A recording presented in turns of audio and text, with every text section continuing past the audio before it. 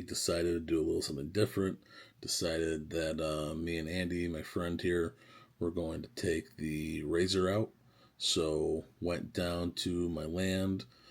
Just recently bought about 36 acres of land. Not sure what I'm going to do with it yet. Probably going to develop it here eventually.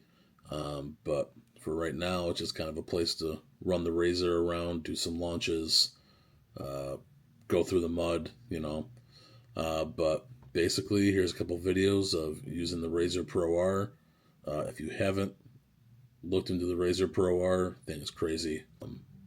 Easily the fastest RZR I've been in, side by side. It's bananas. But more videos of that will be coming throughout the summer, bringing it to different places. Got a dice run coming up in June that we're going to do, 70-mile dice run.